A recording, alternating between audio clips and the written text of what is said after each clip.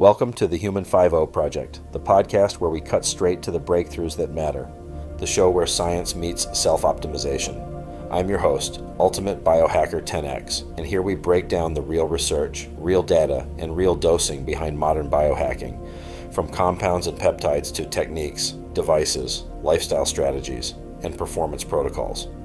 Most people jump in and jump out before they get the gold, so we're keeping it tight and delivering the essential insights you need without the fluff. If you've taken the time to hit play, we'll make sure you walk away with valuable knowledge that can transform your approach to longevity, health optimization, and beyond. You can feel it in the air in 2026. People aren't just tired, they're wired, inflamed, and hormonally glitchy. Post-pandemic life didn't just change routines. It changed sleep, stress baselines, movement, sunlight exposure, screens, social rhythms, the entire endocrine ecosystem. And now hormone optimization is trending like it's a new iPhone drop. But here's the uncomfortable question.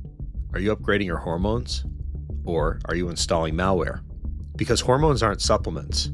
They're operating system level commands. Today, we're building the real 2026 guide. TRT, HRT updates, and what's actually happening clinically, what bioidentical means and what it doesn't, the truth about 3D printed hormone sources, yeah, you heard that right, and at-home saliva testing, how it fits and where it fails.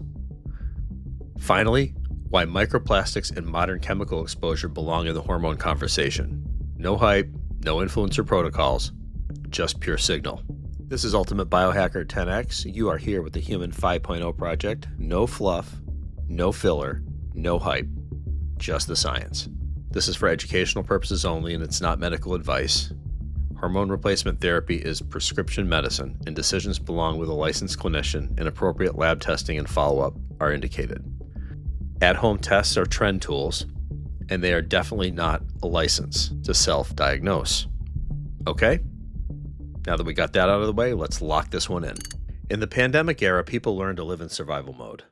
More sedentary time, more screen time, later bedtimes, more stress eating, less daylight, less community, less recovery.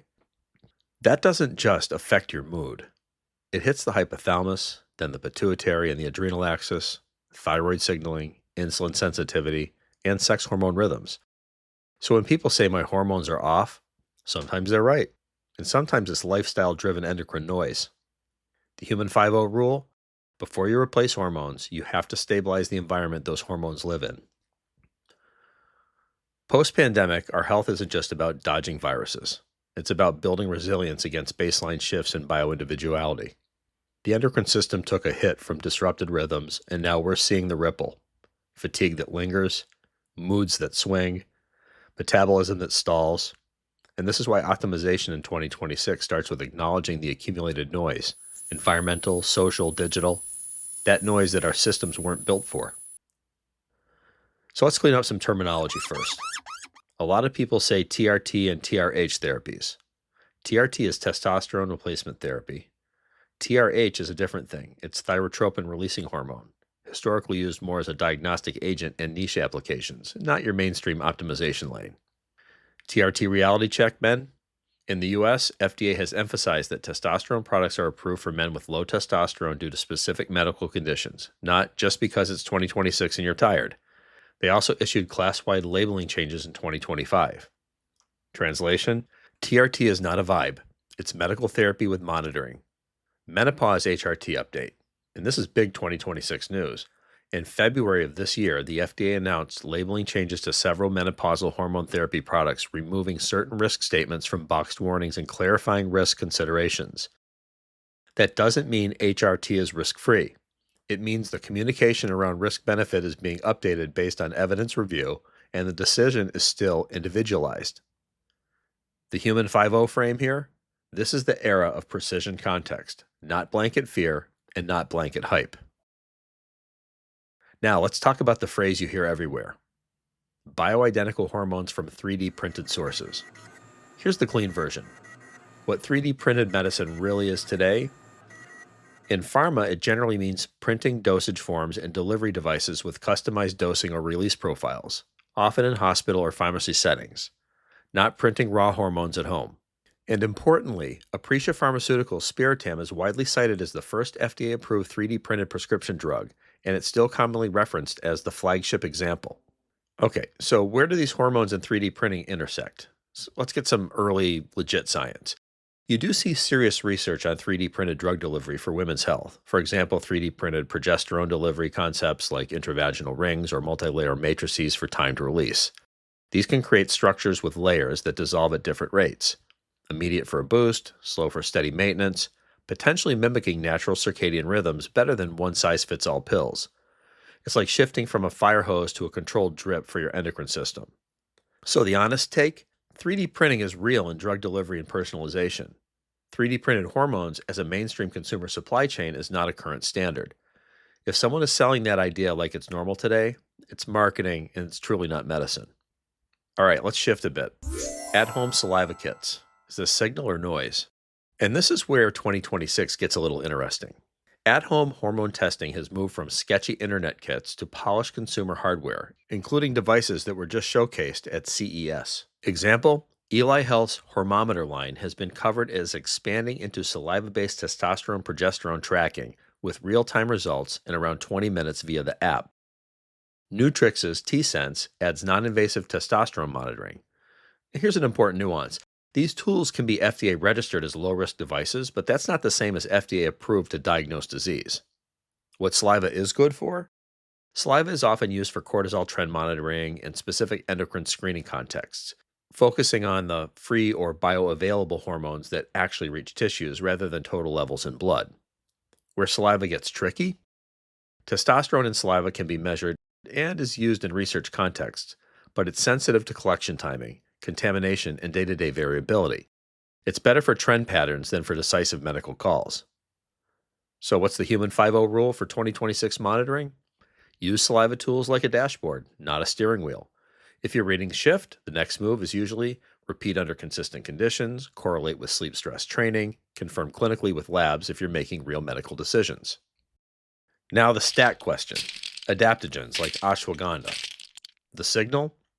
Evidence exists that ashwagandha can reduce stress markers and cortisol in some studies and meta-analyses, with potential modulation of the HPA axis for cortisol and DHEA-S balance. Some clinical literature discusses possible effects on male sexual function and hormone-related outcomes, but quality varies across studies, like supporting testosterone where chronic stress might otherwise suppress it.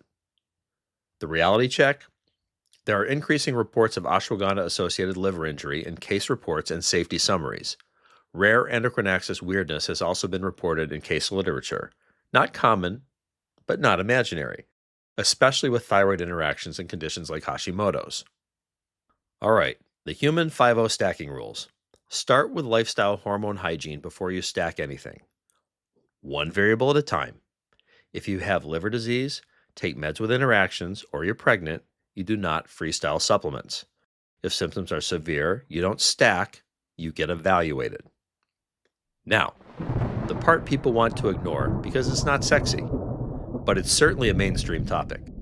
Microplastics and nanoplastics are increasingly discussed as endocrine disruptors via inflammation, oxidative stress, and chemical Trojan horse exposure, additives, etc.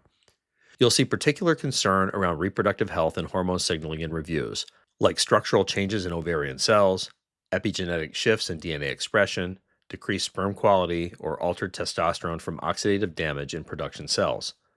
No, you can't detox microplastics with a $79 tea, but you can reduce exposure with low-friction moves. For instance, don't heat food in plastic. Swap the daily contact items, bottles and containers, to glass and steel. Reduce ultra-processed packaging frequency. Improve home dust control. Yep, microplastics live there too. That's not doom. That's just environmental input control, like closing the drain before filling your tub. So if you want the Human 5-0 playbook, here it is. Step 1. Stabilize your base. Sleep timing, morning light, steps, resistance training, protein consistency, and alcohol control. Step 2. Measure intelligently. Symptoms and trend tools and clinician labs when needed. Step 3. Only then consider therapy. TRT, HRT is not a biohack, it's medical care with monitoring. Step 4. Stack carefully. Adaptogens can be useful, but safety is real. Step 5. Control the environment. Microplastics and chemical exposure are modern baseline stressors. Final verdict? In 2026, hormone optimization isn't about being extreme. It's about clean inputs, clean data, and clean decisions. Because hormones amplify whatever system you already are. If the system is chaotic, hormones amplify chaos. For now, stay consistent, stay skeptical, and stay tracked. This is Ultimate Biohacker 10X. I'm out. Thanks for listening to the Human 5.0 Project. If you found value in today's episode, share it with someone who's ready to elevate their biology. Make sure to follow the show for weekly deep dives into peptides, protocols, devices, lifestyle strategies, and the science of high-performance longevity. Until next time, stay curious, stay optimized, and stay 10X.